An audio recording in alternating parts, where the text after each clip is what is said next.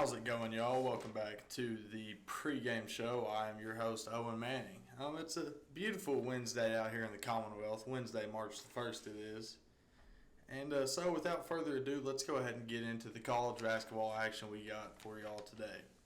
First game we have is the 19th ranked Xavier Musketeers, and they are at the number 20th ranked Providence Friars tonight at 6:30 on Fox Sports 1.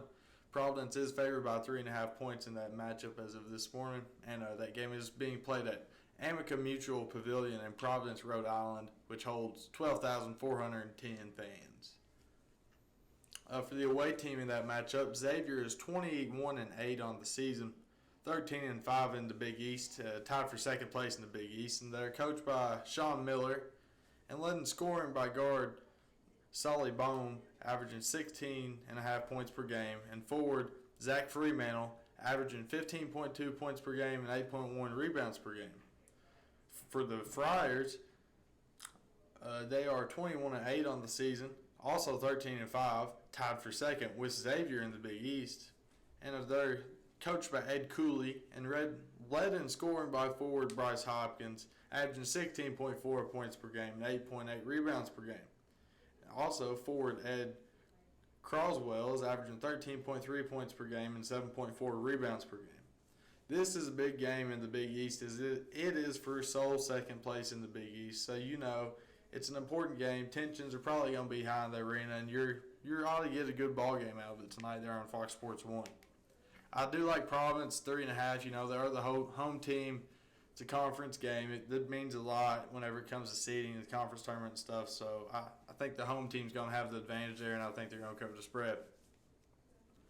Next up is the 9th ranked Texas Longhorns at the 22nd ranked TCU Horned Frogs. That game is at 9 o'clock on ESPN2 at Ed and Ray Schollmeyer Arena. They're in Fort Worth, Texas, which holds 6,700 of them Horned Frogs. TCU is favored by 2.5 in that one, being the home team for them. So that gives them that advantage in the spread. And Texas is 22-7 on the year, 11-5 in the Big 12, second place in the Big 12 as well. And they're coached by Rodney Terry and led in scoring by guard Marcus Carr, who's averaging 16.8 points per game, and guard Serge Jabari Rice, who's averaging 12.1 points per game for the Longhorns. TCU, on the other hand, is 19-10 on the year, 8-8 in the Big 12, and 5th place in the Big 12 for them. They're coached by Jamie Dixon and led in scoring by guard Mike Miles Jr., averaging 18 points per game, as well as forward Emmanuel Miller, averaging 12.7 points per game, as well as 6.4 rebounds per game. You know, they're not major rivals, but, you know, it's an in-state matchup, so I'm sure it still means a lot. There could be a little spark there, you know. I'm sure they don't necessarily like each other because, you know, it's still an in-state game for both teams, and it's a conference game as well, so I'm sure it's a big one down there in Fort Worth. I like the Texas money line in that one, you know.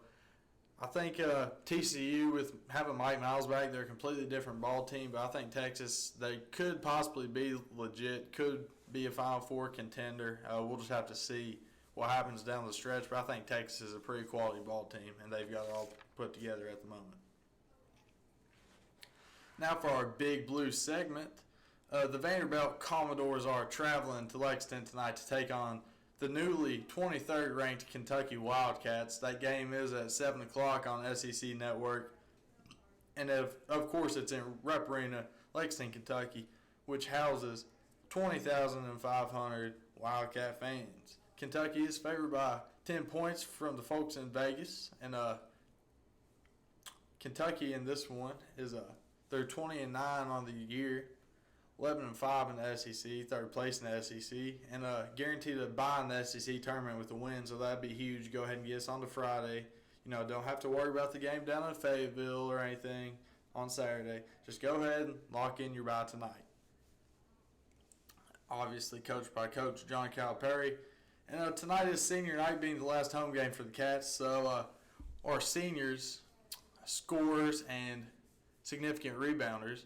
Center Oscar Shebway, averaging 16.4 points per game, 12.8 rebounds per game. Guard Antonio Reeves, averaging 13.4 points per game.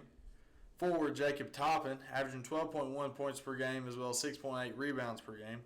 Guard Severe Wheeler, averaging 7.7 points per game. And guard C.J. Frederick is averaging 7 points per game. Then additionally, guard Brennan Canada, he has 4 games played on the year, and he did manage to make a 3-pointer against South Carolina State. All of them do have the option to return, even though they're seniors, they have the COVID years and whatnot, so all do have the option to return. But I do believe that the rule in college basketball is you can only have 12 players on the scholarship. So next season we've got 5 coming in, which means only 5 can, or we got 5 coming in, which means only 12 can stay. If I'm right on, we have 5 coming in, which means only 7 can stay. If that number of 12 is correct. So, with the players that we have, which will probably be coming back, some of these seniors aren't going to be able to come back, even though they still do have the eligibility for that. So, we'll just have to see what happens in the offseason. But that's a long ways off, and the Cats still have a lot of basketball to play this season. Vanderbilt is 16-13 on the year, 9-7 in the SEC, tied for 5th place in the SEC. Vanderbilt's not out of it yet. They can still get on to that 4th seed, I believe, and get themselves a double bye in the SEC tournament. They're tied with 5th place for 3 other teams. I think it's them, Missouri, and one other team, which is slipping my mind right now. I'm not entirely sure. But that last bye, I believe it's still being fought for. And, we'll just see what happens. They're coached by Jerry Stackhouse, and I would like to note that he is the most well-dressed coach in possibly all of college basketball. And, he's a good coach as well. He's improved Vanderbilt's record every single year that he's been down there. So I'd say that's a win. Forward, Liam Robbins for the Commodores, averaging 15.5 points per game as well as 7.1 rebounds per game. And then guard Tyrann Lawrence is averaging 11.4 points per game. It is worth noting that last time we played Vanderbilt down there in Nashville, they didn't have their leading scorer, Liam Robbins, last time. So maybe him playing this time will have a little impact on the game, but we'll see tonight. Also, Cal announced earlier today that Wheeler, quote, had a minor procedure unrelated to his ankle injury and will be out for a bit, end quote. So, those come from Coach John Calipari, and being out for a bit, who knows what that means. Severe being out, we really only have one true point guard on the roster. So, which hopefully there's no issues with that, and we'll be able to be okay because of it. But that's just something to take note of and see how long he could be out for. Our keys to the game. From this point out, we must stay out of foul trouble with 1 point guard left. I can't stress this enough. Severe Wheeler, he could be out for the season, could be out for a week, 2 weeks. He could be out. I don't know. He could come back next game. Who knows? But, we got to stay out of foul trouble. We got to have our best players on the court. We got to have Casey Wallace in the ball game. He's our best ball handler. He's got to be able to stay in the ball game, stay out of foul trouble, just not do anything stupid out there. You can still foul, but just don't have no dumb fouls. You know what I'm saying? Number 2, pick and roll defense. For Liam Robbins, he's a 7 foot tall, so they could put him in a pick and roll scenario, and as we've seen in the past, that has been able to have been exploited by other teams, which has given us fits. And number 3, we need to shoot at a consistent rate. Headed into the SEC tournament, NCAA tournament, in our last 2 games of the season, we need to start shooting consistently, so we kind of know. Not really know what's going to happen. Just we need consistency in order to be able to perform. If you're not consistent, you're liable to get beat on any given night, because if you don't make a shot, can't score, you can't win. So that's really what I was trying to say. So we don't need to shoot 45% or whatever we shot against Auburn. We shot crazy against Auburn. We don't need to do that every night, but just shoot at a consistent clip, and you'll be able to win ball games, because we have a talented squad,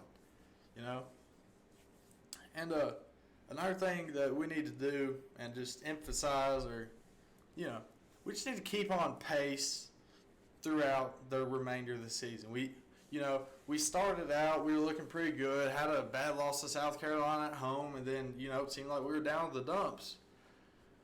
But, we've been winning recently, and we don't need to regress. We just need to keep our winning ways. Don't change nothing too drastically.